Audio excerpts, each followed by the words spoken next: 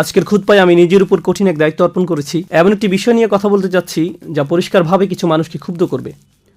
শুরুতে আমি কয়েকটি মন্তব্য করতে চাই যে বিষয়ে আমি সহ সকল মুসলিমের পরিষ্কার ধারণা থাকা জরুরি এবং আমাদের নিজেদেরকে বারবার এই কথাগুলো মনে করিয়ে দেওয়া উচিত। আমরা মুসলিম হওয়ার জন্য দুঃখিত নই।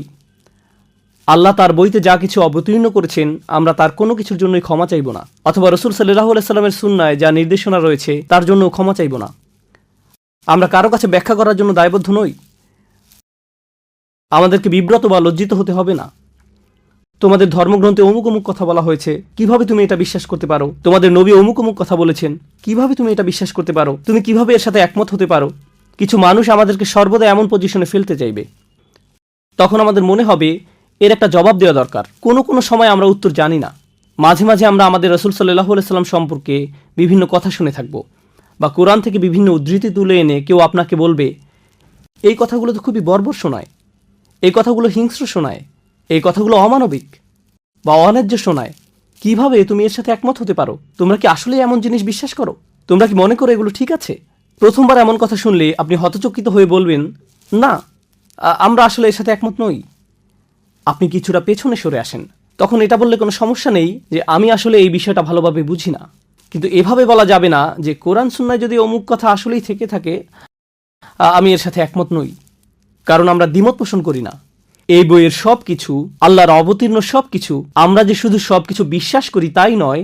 যদিও কেউ কেউ অস্বস্তি অনুভব করে, প্রথমত এরকম অস্বস্তি অনুভব করার কোনো সুযোগ নেই। সুম্মা লা ইয়াজিদু ফি আনফুসিহিম হারাজাম মিম্মা কাদাইত, তাদের অন্তরে যেন কিছুমাত্র কুণ্ঠাবোধ না থাকে তোমার যে কোনো সিদ্ধান্তের ব্যাপারে।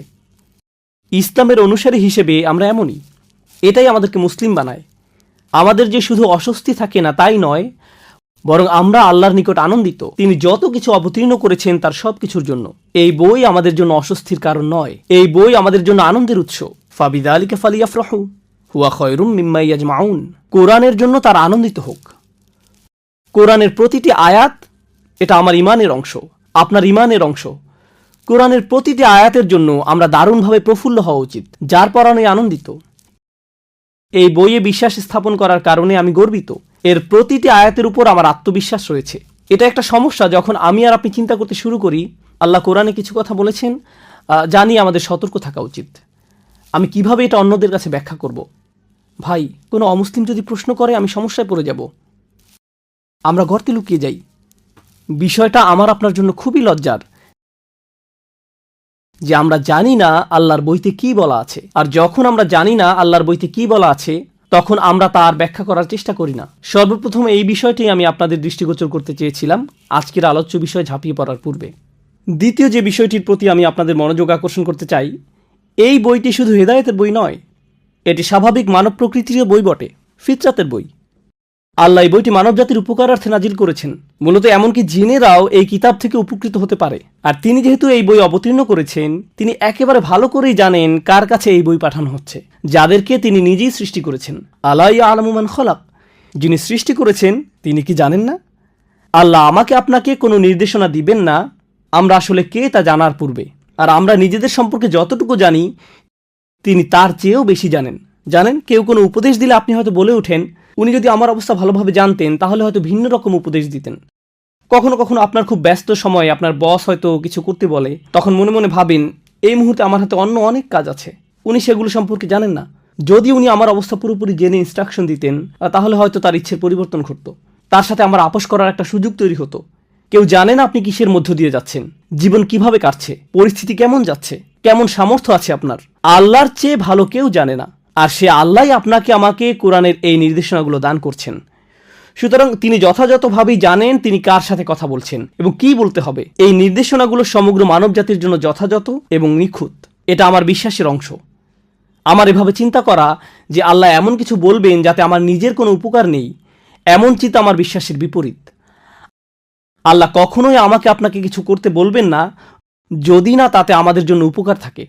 এই বইটি আমাদের জন্য আল্লাহর এক বিশাল অনুগ্রহ, আল্লাহর নিকট থেকে আমাদের জন্য রহমা। এজন্যই তিনি বলছেন আর রহমানু আল্লামাল কুরআন, আল্লাহর সকল নামের মধ্যে এই নামটি কোরআন শেখানোর সাথে যুক্ত করা হয়েছে। তিনি বলতে পারতেন আল আজিজ আল্লামাল কুরআন, কর্তৃত্বশালী কোরআন শিখিয়েছেন, যেন আমরা কোরআনকে নিজেদের উপর কর্তৃত্বশালী একটি বই হিসেবে গ্রহণ করি। কিন্তু না, তিনি এমন একজন শিক্ষক হিসেবে নিজের পরিচয় দিয়েছেন যিনি হলেন আর রহমান, অতিশয় বিস্ময়করভাবে দয়ালু, স্নেহপরায়ণ, কল্যাণকামী। তিনি কোরআন শিক্ষা দিয়েছেন। অতএব তিনি যখন শেখাচ্ছেন ভালোবাসা থেকে, কল্যাণকামিতা থেকে এবং দয়া থেকে। তাই বাহ্যিক দৃষ্টিকোণ থেকে কোনো বিধানকে বেশ কঠোর মনে হলেও বস্তুত এটাও আমাদের জন্য একটা রহমা। এই ব্যাপারগুলো মনের মাঝে গেঁথে নেওয়ার পর আজকে আপনাদের সাথে আমি যা শেয়ার করতে চাই তা হলো আহকাম তথা আল্লাহর বিধানগুলো, আল্লাহর শাসন পদ্ধতিগুলো, আল্লাহর আদেশ নিষেধগুলো। যখন আমরা এগুলো সম্পর্কে ভালোভাবে না জানি তখন এগুলোকে কঠোর মনে হতে পারে। যখন এই বিধিবিধানগুলো ভালোভাবে জানবেন আর এই নিয়ে তো শেখার চেষ্টা করবেন না যে আপনি এগুলো আরেকজনকে ভালোভাবে বোঝাতে চান। আপনি এগুলো শিখবেন নিজের জন্য, ওইটা ভুল নিয়ত কোনো কিছু শেখার জন্য। তা এই জন্য নয় যে আপনার অমুসলিম কলিগকে ব্যাপারটা ভালো করে বোঝাতে পারেন। প্রথমত তাদের নিকট আমাদের ধর্মের সবকিছুর যৌক্তিক ব্যাখ্যা দাঁড় করাতে আমরা বাধ্য নই। আমরা ব্যাপারগুলো নিজেরা নিজেদের জন্য ভালোভাবে বুঝতে চাই, কারণ আল্লাহর কিতাবকে আরো ভালোভাবে বুঝতে আমি নিজেই নিজের কাছে বাধ্য। যখন এই কাজটি আগে সম্পন্ন করব তখন স্বাভাবিকভাবেই আমাদের অন্তরে এমন একটা বাসনা তৈরি হবে যে আমরা এর কল্যাণ অন্যদের সাথে শেয়ার করতে চাইব। যদি শুধু এই একটি কারণে ইসলাম শিখতে চান, মানুষের কাছে প্রচার প্রসার, এতে সমস্যা আছে। এটা ইসলাম শেখার কারণ হতে পারে না, যেন অমুসলিম বন্ধুদের কাছে আপনার লজ্জায় পড়তে না হয়। এটা কারণ হতে পারে না। এখন আলোচ্য বিষয় আবার ফিরে আসছি। আল্লাহ আজ্জা জাল্লার নাজিলকৃত আহকামগুলো, শাসন পদ্ধতিগুলো, আইনগুলো ও নির্দেশনাগুলো সরাসরি মানব প্রকৃতির কাছে আবেদন জানায়। কারণ আল্লাহ জানেন তিনি কাকে সৃষ্টি করেছেন এবং কার প্রতি নির্দেশনাগুলো জারি করছেন। তাই আমরা যখন আল্লাহর বিধানগুলো বুঝতে পারি, আল কোরআনের অভিমতে সেগুলো তখন আমাদের প্রকৃতির সাথে মিলে যায়। আপনার ভেতরে কিছু একটা আছে, একটা চেতনা আপনার ভিতরে আল্লাহ সৃষ্টি করেছেন। আপনার ভিতরে যে ফিতরাত আল্লাহ রেখে দিয়েছেন, যখন আল্লাহর বিধানগুলো বুঝতে পারেন অস্বস্তি লাগার কথা ভুলে যান। আপনি তখন বলে উঠবেন, এটা তো পুরোপুরি যৌক্তিক, ব্যাপারটি কি অসাধারণ প্রজ্ঞাময়, কি অসাধারণ সুন্দর। কিন্তু আমরা যদি এইরকম উপসংহারে পৌঁছাতে সক্ষম না হই, সম্ভবত এখন আমরা যথেষ্ট চিন্তাভাবনা করিনি আল্লাহর আহকামগুলো নিয়ে, বিধিবিধানগুলো নিয়ে, শাসন পদ্ধতিগুলো নিয়ে। অন্যদিকে সম্ভবত আমাদের অন্তরে ময়লা জমা হয়ে গেছে। আল্লাহ আজ্জা জাল্লাহ আমাদেরকে উভয়টি দান করুন, আল্লাহর বইয়ের ভালো বুঝ এবং পরিশুদ্ধ অন্তর। তো আল কোরআনের রাজনৈতিকভাবে সবচেয়ে অশুদ্ধ আলোচনার একটি হলো নারী পুরুষের ব্যভিচারের শাস্তি। সেই শাস্তিটা হলো তাদেরকে বেত্রাঘাত করো, ফাজরিদুকুল্লা ওয়াহিদিম মিনহুমা মিআতা জালদাহ, তাদেরকে কষাঘাত করো বা চাবুক দিয়ে পেটাও 100 বার। তো খ্রিস্টানরা যখন ব্যঙ্গ করে বলে ব্যভিচারী এবং ব্যভিচারিণীকে কোরআন 100 বার চাবুক দিয়ে পেটাতে বলেছে, কিরকম এক বর্বর আইন এটা, তখন আমরা ভেবাচাকা খেয়ে যাই। না না, এখন আসলে আধুনিক যুগ, সমাজের এই অবস্থা এখন ভিন্ন, এতে সমস্যা নেই, যুগ পাল্টে গেছে। কি, একটু থামুন। আল্লাহর এই বই কালজয়ী। আল্লাহ কি বলেছেন তা আগে ভালো করে বুঝুন, অন্যের কাছে এটা ব্যাখ্যা করার পূর্বে। ইবনে আশুর রাহিমাহুল্লাহ আজ-জানিয়া জানিয়াত শব্দদ্বয়ের উপর মন্তব্য করতে গিয়ে বলেন, যেটা আয়াতের শুরুতে এসেছে, যেহেতু এটা ইসেম বা নাউন হিসাবে ব্যবহৃত হয়েছে, এটা ইঙ্গিত করে যে এই বিধান ওই সমস্ত মানুষদের জন্য যারা সব সময় বারবার ব্যভিচার করতে থাকে। এখানে পতিতাদের সম্পর্কে বলা হয়েছে, যারা অবৈধ দেহ ব্যবসার সাথে জড়িত, এখানে তাদের সম্পর্কে বলা হয়েছে। সবার আগে আগেকার যুগে আলেমরা এটা নিয়ে বিশদ আলোচনা করেছেন, এটা তো আর এখন অবতীর্ণ হয়নি। প্রাচীনকালে বড় বড় আলেমরা এই আয়াতের প্রসঙ্গ নিয়ে বিস্তারিত আলোচনা করেছেন, এখানে কাদের সম্পর্কে বলা হচ্ছে। আর এটা মদিনার অন্যতম একটা বড় সমস্যা ছিল রাসূলের আগমনের পূর্বে সাল্লাল্লাহু আলাইহি ওয়াসাল্লাম। এখন রাসূল সাল্লাল্লাহু আলাইহি ওয়াসাল্লাম মদিনাতে এসেছেন, তবুও সমস্যাটি চলতে থাকলো। তাই কোরআনকে এই শহরে আগে থেকে চলে আসা একটি সমস্যা নিয়ে মন্তব্য করতে হয়। সমস্যাটা এতটাই প্রকট ছিল যে এই অংশটা গুরুত্বপূর্ণ। আমার মনে হয় এখানে উপস্থিত সবাই জেনে থাকবেন যে 4 জন সাক্ষী উপস্থিত করা ছাড়া ব্যভিচারের শাস্তি দেওয়া যায় না। আপনারা সবাই এটা শুনে থাকবেন হয়তো, 4 জন সাক্ষী থাকতেই হবে। এখন মাথায় সামান্যতম বুদ্ধি আছে এমন যে কোনো মানুষ এটা বুঝবে যে 4 জন ব্যক্তি সামনে রেখে কেউ কখনো এমন কাজ করে না। 4 জন সাক্ষীর সামনে কেউ এ কাজ কখনো করবে না। 4 জন সাক্ষী থাকার একমাত্র সম্ভাব্য ক্ষেত্র হলো আপনি যদি রাস্তাঘাটে জনসম্মুখে এই অপকর্ম করেন। আধুনিক আইনের ভাষায় যাকে বলে জনসম্মুখে অশ্লীল কার্যকলাপ। অনেক দেশে এই ধরনের আইন রয়েছে, জনসম্মুখে অশ্লীল কার্যকলাপ প্রতিরোধে আইন রয়েছে। প্রকৃতপক্ষে এ ধরনের কিছু যদি এখনকার রাস্তায় ঘটে, টেক্সাসের আইন রয়েছে এদেরকে গ্রেফতার করার এবং শাস্তি দেওয়ার। এখানে অপকর্ম যদি বিমানে ঘটে, তখন আইন রয়েছে কয়েক বছর জেলে কাটাতে হবে। অতএব এটা ইসলাম কর্তৃক নতুন কিছু প্রবর্তন নয়। এমন নয় যে ইসলাম এটা নতুনভাবে এনেছে, আগে কেউ কখনো এমন আইনের কথা শোনেনি। বস্তুত এই পৃথিবীর সকল সভ্য জাতির জনসম্মুখে অশ্লীল কার্যকলাপ প্রতিরোধে আইন রয়েছে, তাদের আছে।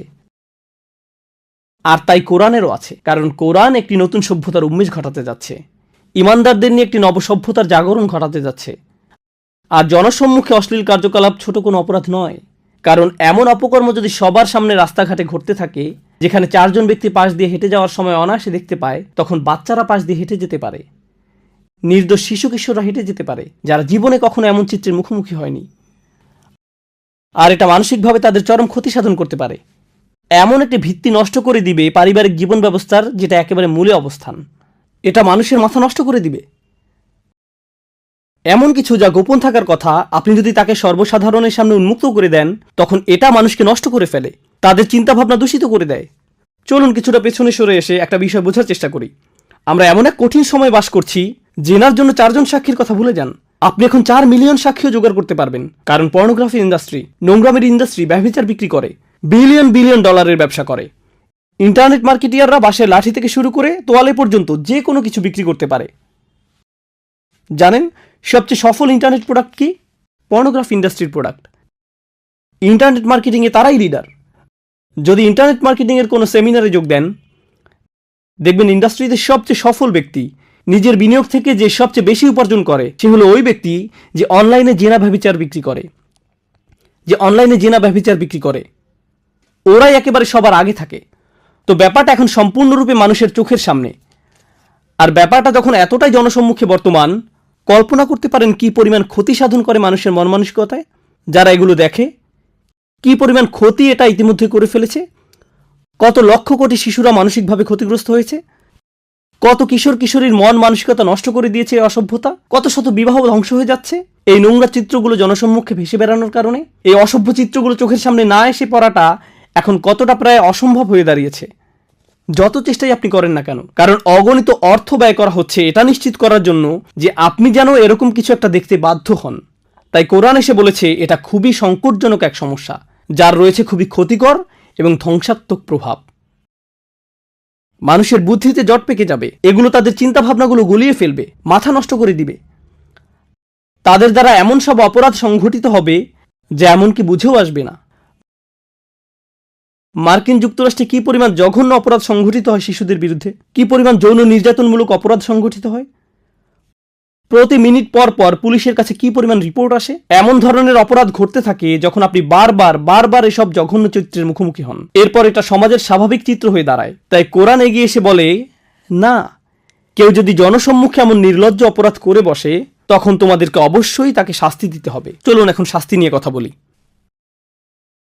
তাদেরকে হত্যা করতে বলা হয়নি, তাদেরকে চাবুক পেটা করতে বলা হয়েছে 100 বার। আর যখন 100 বার চাবুক পেটা করা হয়, আল্লাহ আজ্জা জাল্লা শুধু বলেননি চাবুক পেটা করো, এতেই সমস্যা শেষ।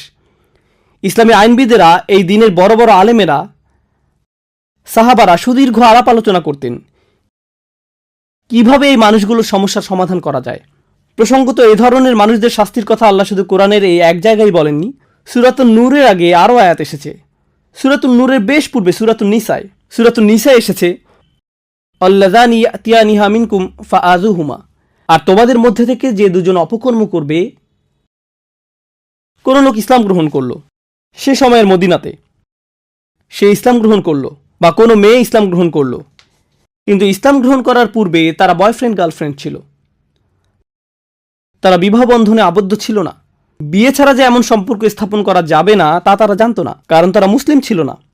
এখন হঠাৎ করে তারা ইসলাম গ্রহণ করে ফেললো। শাহাদা গ্রহণ করার পর 1 রাতের মধ্যেই তারা বিশাল ধার্মিক হয়ে গেছেন। ব্যাপারটা এমন নয়, তারাও মানুষ ছিলেন, তারা ধীরে ধীরে ধার্মিক হয়ে উঠছেন। যেমন আল্লাহ নিজেই বলছেন, লাতার কাবুন্না তবাকান আন তবাক, তোমরা অল্প অল্প করে নিজেদের উন্নত করে তুলবে। তাই আল্লাহ এমন ধরনের দৃশ্যপটের কথা আলোচনা করেছেন। রাসূলের মাদানী জিন্দেগির একেবারে শুরুর দিকে এমনকি কোনো মুসলিমও হয়তো এ ধরনের কোনো ভুল কাজ করে ফেলতে পারে। কোনো যুবক ছেলে নফসের তাড়না বিয়ে ছাড়াই কিছু একটা করে ফেললো, সে এখনো বিয়ে করেনি, কিন্তু একটি মেয়ের সাথে সে কিছু একটা করে ফেললো। এখন এদেরকে নিয়ে কি করবেন?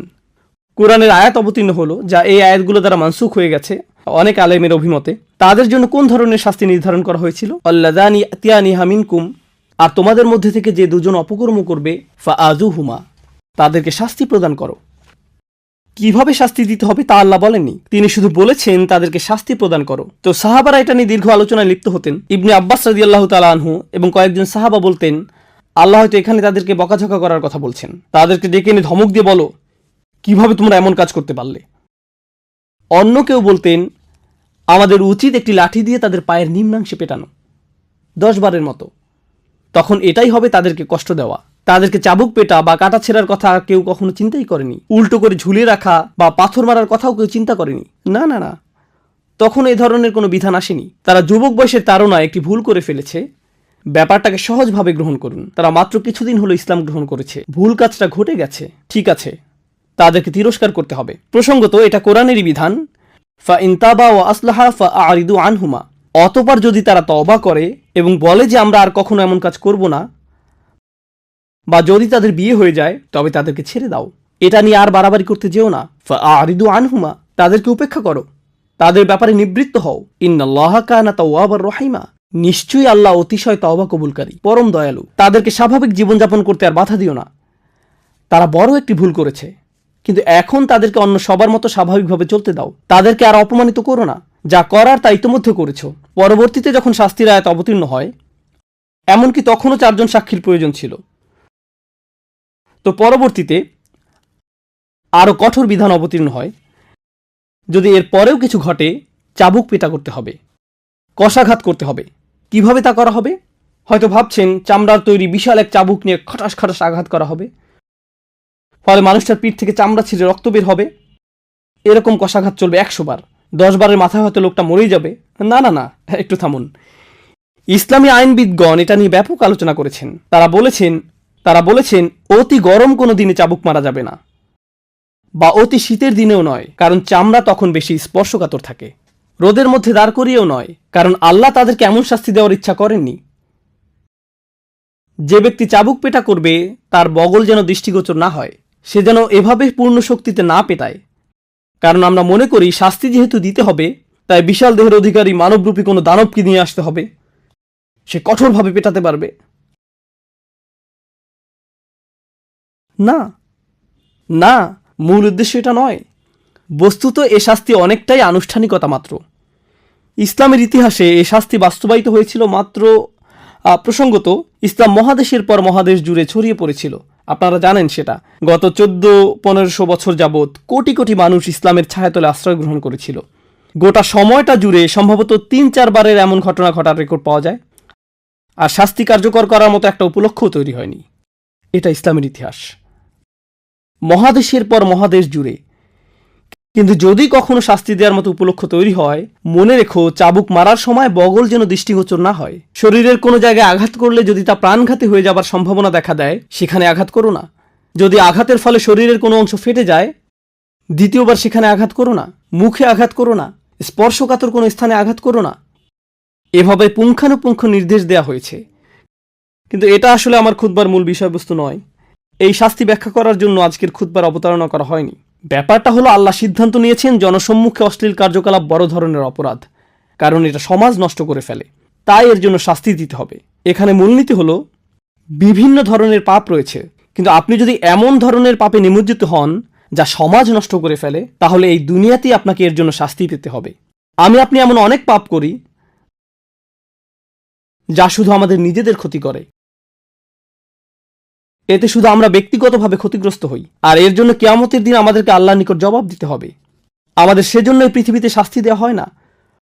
শরীয়ত আপনার জন্য কোনো শাস্তি নির্ধারণ করে না এই দুনিয়াতে, কারণ ক্ষতিটা শুধু আপনার নিজের বা পরিবারের মধ্যে সীমাবদ্ধ এমন কিছু। কিন্তু আপনি যখন এমন কোনো অপরাধ করেন যা অন্যদের যন্ত্রণা দেয়, অন্যদের ক্ষতি করে, সমাজ নষ্ট করে ফেলে, তখন ইসলামে এর জন্য সামাজিক শাস্তির বিধান রয়েছে। আপনার সব কাজের জন্য আল্লাহ আপনাকে শাস্তি দিতে আগ্রহী নন। আমাদের ধর্ম এমন নয়। আপনি অন্য কিছুর সাথে তালগোল পাকিয়ে ফেলছেন। এখন যদি এই ব্যাপারটা ভালোভাবে বুঝতে সক্ষম হন, তাহলে আমার আজকের খুতবার একেবারে মূল বিষয়বস্তুটা শুনুন। যে বিষয়টা আমি বোঝাতে চাই, কতবার চাবুক পেটা করতে হবে? 100 বার।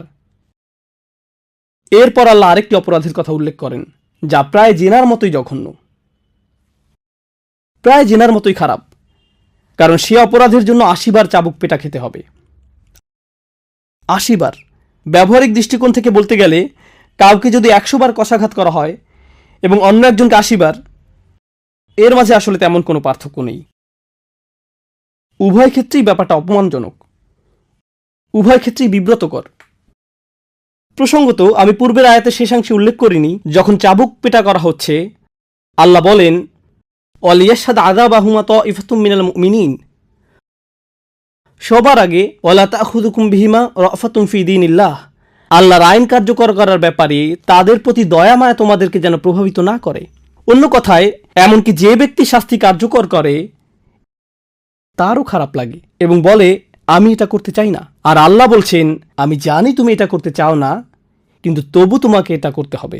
আল্লাহ তাকে কঠোর হতে বলছেন না, আল্লাহ তাকে বলছেন আমি স্বীকার করে নিচ্ছি তোমার পাপী মুসলিম ভাইয়ের জন্য তোমার দরদ রয়েছে। আমরা এই আয়াত থেকে শিখছি এমনকি যে মানুষেরা এমন জঘন্য কাজ করে জনসম্মুখে, এমনকি সেসব মুসলিম ভাই বোনদের জন্যও আমাদের মনে বেশি ভালোবাসা এবং রহমা রয়েছে যে আমরা এমনকি তাদেরকে শাস্তিও দিতে পারি না তাদের প্রতি রহমা এবং রফা অনুভব করা ছাড়া। কিছু মানুষ মনে করে আমি যেহেতু শরিয়া প্রতিষ্ঠা করতে যাচ্ছি, চাবুক পেটা করার জন্য আমার আর তর সইছে না, যাকে মারবো তাকে মারার মতো মারবো, এর মানেই হলো ইকামতুল হুদুদ। কোন কোরআন অধ্যয়ন করছো তুমি? অন্যদিকে আল্লাহ আজ্জা ওয়া জাল্লা তোমার নিকট বর্ণনা করছেন তোমার মুসলিম ভাই বোনের জন্য তোমার অন্তরে ইতোমধ্যেই অনুকম্পা রয়েছে, তোমাকে এখন সেটা ভুলে কঠিন কাজটা করতে হবে, কারণ তোমার একজন মুসলিম ভাইকে শাস্তি দিতে হবে। এই কথা বলার পর তিনি আরো বলেন একদল মুমিন যেন তাদের শাস্তি প্রত্যক্ষ করে, যে কোনো ধরনের ইমানদার নয়। আর রাসিখুনা ফিল ইলমি ওয়াল ঈমান, নিজেদের বিশ্বাসে যারা অত্যন্ত মজবুত। তিনি এভাবে বলেননি আল্লাযীনা আমানু, তিনি বলেছেন মুমিনিন। সুতরাং পরিপক্ক ইমানদারদের একটি দল যেন তাদের শাস্তি প্রত্যক্ষ করে। তাহলে পরিপক্ক ইমানদারেরা তথা ইবাদতকারীরা, আধ্যাত্মিক দিক থেকে পূর্ণতা প্রাপ্তরা, বয়স্ক মানুষেরা, প্রজ্ঞাবান মানুষেরা এই শাস্তি প্রত্যক্ষ করছে। কেন কেন তাদেরকে দেখতে হবে? এটা দেখার জন্য তো যুবক ছেলেমেয়েদের নিয়ে আসা উচিত, এই যে তোমরা ভুলেও এ কাজ করতে যেও না, করলে কেমন শাস্তি পেতে হবে দেখতে পাচ্ছ তো। কিন্তু আল্লাহ এটা বলেননি, আল্লাহ বলেছেন মুমিনদের নিয়ে এসো। ইবনে কাইয়িম সহ বড় বড় আলেমরা এই ব্যাপারটা নিয়ে মন্তব্য করেছেন, যে কারণে মুমিনদের নিয়ে আসা উচিত, যেন মুমিনরা এই শাস্তিপ্রাপ্ত ব্যক্তির জন্য দোয়া করতে থাকেন। কারণ সে তো এখনো মৃত্যুবরণ করেনি, এখনো সে জীবিত। আল্লাহ যদি তার জন্য জাহান্নাম নির্ধারণ করে ফেলতেন তাহলে তাকে আর নিঃশ্বাস নিতে দিতেন না। যতক্ষণ পর্যন্ত তার নিঃশ্বাস চালু আছে তার জন্য তওবার দরজা খোলা আছে। তার পাপের প্রায়শ্চিত্ত তো সে দুনিয়াতেই করে ফেলছে, এখন মানুষের দোয়া তার কাজে আসতে পারে। ইয়া আল্লাহ, তাকে ধৈর্য দান করুন, তাকে তাওবা দান করুন, তার তাওবা কবুল করে নিন, সে যেন সামনের দিনগুলোতে ভালোভাবে পার করতে পারে। আখিরাতে তাকে উত্তম পরিণতি দান করুন। যারা এই শাস্তি প্রত্যক্ষ করবে তারা ঠিক এভাবে দোয়া করবে। বিদ্রুপ করা দর্শনার্থীদের কাজ নয়, তাদের কাজ এটা নয়। কোরআনের শিক্ষা এমনই। তো এটা গেল 100টি বেত্রাঘাতের বিবরণ। কিন্তু কোন অপরাধের জন্য 80টি বেত্রাঘাত? আমার শরীরে কম্পন এসে গিয়েছিল যখন এটা পড়ছিলাম। আল্লাহর কসম, আমি কেঁপে উঠেছিলাম।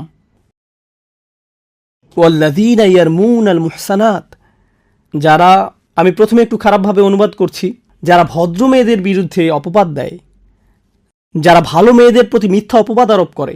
এটা সর্বোত্তম অনুবাদ নয়, কিন্তু আপনারা কিছুটা ধারণা পাবেন যে আয়াতটি কী নিয়ে কথা বলছে। আচ্ছা, আল্লাহ কোন ধরনের ভাষা ব্যবহার করছেন তা বলছি। আল্লাহ বলেছেন যারা কিছু নিক্ষেপ করে, ইয়ারমুনা, যারা কিছু নিক্ষেপ করে এমন নারীদের বিরুদ্ধে যারা পরিবারের নিরাপত্তা বেষ্টনীতে রক্ষিত। মুহসানাত মানে ক্যাম্পের ভেতরের নারীরা, দুর্গের ভেতরের নারীরা। আল্লাহ পরিবারকে এক ধরনের প্রতিরক্ষা হিসেবে বর্ণনা করেছেন। তাই তারা মা হোক, মেয়ে হোক, কিংবা বোন হোক, স্ত্রী হোক, তারা সবাই মুহসানাত, সবাই সুরক্ষিত। এই সমস্ত নারীরা যারা একটি পরিবারের অংশ, কেউ যদি এদের প্রতি কিছু নিক্ষেপ করে, এখন এর মানে কি? কোরআন হলো আবলাগুল কালাম। আমি আমার খুতবার আরবি অংশে যেমন বলেছিলাম, সবচেয়ে নিখুঁত বক্তব্য। আল্লাহ বলতে পারতেন আল্লাযীনা ইয়াত্তাহিমুনাল মুহসানাত বিজ্জিনা, যারা নারীদের বিরুদ্ধে ব্যভিচারের অভিযোগ আরোপ করে। আওদাহ, এটা আরো বেশি স্পষ্ট, কিন্তু তিনি এটা বলেননি। আল্লাহ আজ্জা ওয়া জাল্লা তার বক্তব্যে খুবই সুনির্দিষ্ট। মানুষ তো আর একজন নারীর কাছে গিয়ে বলবে না যে সে ব্যভিচার করেছে। তারা এভাবে কানাঘোষা করবে, ওই যে ওই মেয়েটা, আমার মনে হয় সেদিন আমি তাকে অমুক ছেলের সাথে দেখেছি। আমি জানি না তারা কি নিয়ে কথা বলেছিল। শুধু এতটুকুই, শুধু এতটুকু বললেই আপনি অপরাধী। জানেন মানুষ কি করে? সবচেয়ে জঘন্য কিছু বলার আগে আমি বলছি না যে সে, কিন্তু যখনই আপনি বলেন আমি বলছি না যে, তার মানে আপনি সবচেয়ে জঘন্য কিছু বলতে যাচ্ছেন। যদি কিছু না বলতেন কতই না ভালো হতো, কিন্তু আপনি বলছেন। আর মানুষ যখন এমনটা করে, বাজে মন্তব্য ছুড়ে দেয়, ওই যে ওই দুইটা, আমি জানি না ওদের ভিতরে কি হচ্ছে। ডাল মে কুচ কালা হ্যায়, কুছ চক্কর চল রাহা হ্যায়, কিছু একটা হচ্ছে। আমার মনে হয় আমি কিছু টেক্সট মেসেজ দেখেছি। আমি তাকে ফোনে কথা বলার সময় হাসতে দেখেছি। এই হাসার মানে কি? তারা এত কাছাকাছি দাঁড়িয়ে আছে কেন? অমুকটা কেন হচ্ছে, তমুকটা কেন হচ্ছে? শুধু এই মন্তব্যগুলো, এগুলোই যথেষ্ট ইয়ার মুন আল মুহসানাতের ভেতরে পড়ে যাওয়ার জন্য। কারণ আল্লাহ ভাষাটা খোলা রেখেছেন। আপনি হয়তো একেবারে স্পষ্টভাবে তাদের প্রতি অভিযোগ আরোপ করেননি, আপনি জাস্ট ওই দিকে কিছু কথা ছুড়ে দিয়েছেন, আর বাকিটা শয়তান এবং আপনার কল্পনার কাজ। কারণ আপনি যখন বলেন আমি কিছু বলছি না, কিন্তু ওই দুইটা, আমি জানি না, এরপর পরের জন বলবে আমি জানি না আপনি শুনছেন কি না, কিন্তু জানেন আমি কি শুনছি? ওই দুইজন, আমার মনে হয় তারা দুইজন। এরপর ব্যাপারটা খারাপ থেকে আরো খারাপ হতে থাকে। সবাই বলছে কাউকে কিছু বলতে যেও না, কিন্তু সবাই এটা নিয়ে কথা বলছে, আর সবাই সবাইকে বলছে আর কাউকে বলবেন না। সবাই বলছে কাউকে কিছু বলতে যেও না। এরপর কি ঘটে? একটি সমগ্র পরিবারের মান মর্যাদা ধূলিসাৎ হয়ে যায়, একজন নারীর মর্যাদা ধ্বংস হয়ে যায়, যার বিরুদ্ধে আপনার কাছে কোনো প্রমাণ নেই, কিন্তু আমি তাদেরকে মার্কেটে দেখেছি। রিয়েলি? সুম্মা লাম ইয়াতি আরবাআতি শুহাদা। যদি আপনি কারো বিরুদ্ধে এমন অভিযোগ আরোপ করেন কিন্তু 4 জন সাক্ষী জোগাড় করতে পারেননি, অতঃপর তারা 4 জন সাক্ষী নিয়ে আসেনি। ইসলামী আইনবিদেরা আরও বর্ণনা করেছেন, সিনেমা হলে তাদের দুজনকে একসাথে দেখার 4 জন সাক্ষী আনলে হবে না, বা শপিং মলে একসাথে ঘুরতে দেখলেও হবে না, অথবা একই দিকে যেতে দেখলেও হবে না। না না না না না, যদি 4 জন সাক্ষী তাদের চূড়ান্ত পাপ করতে না দেখে, তাদের নিজেদের চোখ দিয়ে, যদি এটা তারা না দেখে থাকে, তাহলে এই অভিযোগকারীদেরকেই 80 বার চাবুক পেটা করো। মানুষের মর্যাদা নিয়ে কোনো ধরনের চিন্তাভাবনা ছাড়াই বাজে মন্তব্য করার পরিণতি কি ভয়ঙ্কর তা বোঝার চেষ্টা করুন। বিশেষ করে একজন মুসলিম নারীর মর্যাদা, এর গম্ভীরতা বোঝার চেষ্টা করুন। জনসম্মুখে জিনাকারীদের শাস্তির পাশেই আল্লাহ এদের শাস্তির কথা উল্লেখ করেছেন। আমি এই কথাটির মাধ্যমে সমাপ্তি টানছি। আমি চাই আপনারা এটি নিয়ে চিন্তাভাবনা করুন। আল্লাহ যখন জনসম্মুখে জিনাকারীদের বা ব্যভিচারীদের কথা বর্ণনা করছেন, এর শেষে কি আল্লাহ তাদের জন্য ক্ষমার দরজা খুলে দিচ্ছেন না? আল্লাহ তাদের সম্পর্কে বলছেন যে তাদের শাস্তি দিতে হবে, কিন্তু মুমিনরা ইতিমধ্যে তাদের জন্য অন্তরে দয়া অনুভব করে।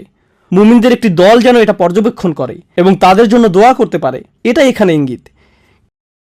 কিন্তু যখন অভিযোগকারীদের কথা আসলো, যারা অন্যদের প্রতি অভিযোগ ছুড়ে দেয়, যারা অপবাদজনক মানহানিকর মন্তব্য ছুড়ে দেয়, বা বলে যে না আমরা তো আর অভিযোগ করছি না, তারা এমন কিছু বলে না, শুধু জিজ্ঞেস করে। আর এটা একটা ভালো কৌশল। আমি তো আর কিছু বলছি না, আমি শুধু জানতে চাইছি তোমার কি মনে হয় এই দুইজনের মধ্যে কিছু একটা ঘটে চলছে? শুধু এইটুকুই।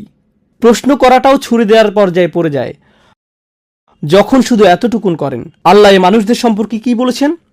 শুধু চাবুক পেটা নয়, তিনি আরো বলেন ওয়ালা তাকবালু লাহুম শাহাদাতান আবাদা, তোমরা আর কখনোই তাদের সাক্ষ্য গ্রহণ করো না। এই মানুষগুলোর কোনো সাক্ষ্য আর কোনোদিন গ্রহণ করে নিও না। ইয়া আল্লাহ, এটা তো আরো ভয়ঙ্কর শোনা যাচ্ছে।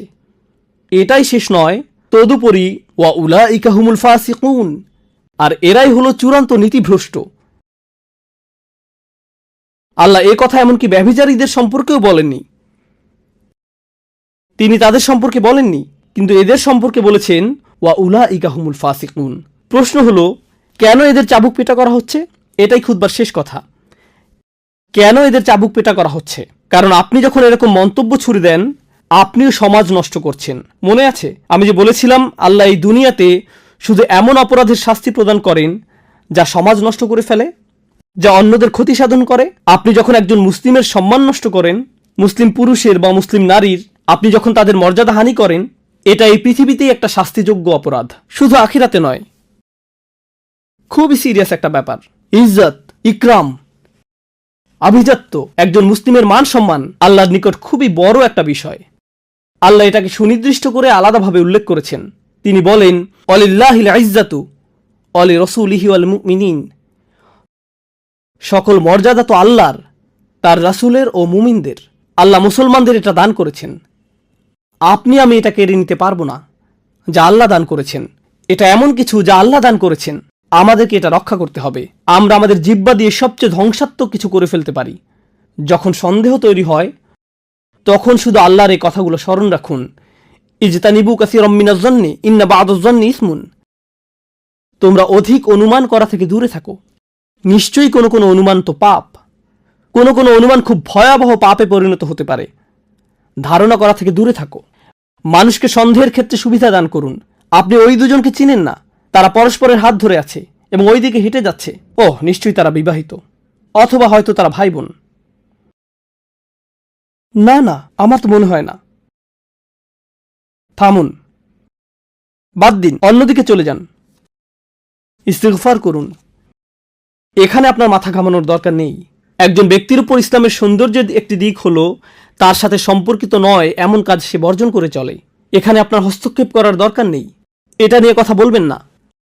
আমরা দোয়া করছি আল্লাহ আজ্জা জাল্লা যেন আমাদের জিহ্বা রক্ষা করেন, অন্তর রক্ষা করেন, পরস্পরের ক্ষতি করা থেকে যেন আমাদের রক্ষা করেন। আল্লাহ আজ্জা জাল্লা আমাদেরকে তাদের অন্তর্ভুক্ত করুন যারা অন্যদের মান সম্মান নিয়ে কথা বলার সময় সাবধান থাকে। আল্লাহ আজ্জা জাল্লা আমাদেরকে তাদের অন্তর্ভুক্ত হওয়া থেকে রক্ষা করুন যারা শুধু অজুহাত দিয়ে বেড়ায় এবং অজুহাতের পেছনে লুকায়। আল্লাহ আজ্জা জাল্লা আমাদেরকে নিজেদের ভুলগুলো ভুল হিসেবেই দেখার সামর্থ্য দান করুন এবং তার কাছে ক্ষমা চাওয়ার সামর্থ্য দান করুন, এবং অন্যদের কাছেও যাদের সম্পর্কে আমরা মন্দ কথা বলে ফেলেছি। আল্লাহ আজ্জা জাল্লা সকল মুসলিমদের ইজ্জত রক্ষা করুন, বিশেষ করে এই উম্মার মেয়েদের। আল্লাহ আজ্জা জাল্লা আমাদের মায়েদের ইজ্জত রক্ষা করুন, আমাদের স্ত্রীদের, আমাদের কন্যাদের এবং আমাদের বোনদের। আল্লাহ আজ্জা জাল্লা আমাদের সমগ্র পরিবারের মর্যাদা রক্ষা করুন, এবং আল্লাহ আজ্জা জাল্লা আমাদেরকে এমন একটি প্রজন্ম গড়ে তুলতে সাহায্য করুন যারা আমাদের চেয়েও আল্লাহর অধিক নিকটবর্তী হবে। বারাকাল্লাহু লি ওয়া লাকুম ফিল কুরআনিল হাকিম ওয়া নাফা'নি ওয়া ইয়্যাকুম বিল আয়াতি ওয়া যিকরিল হাকিম।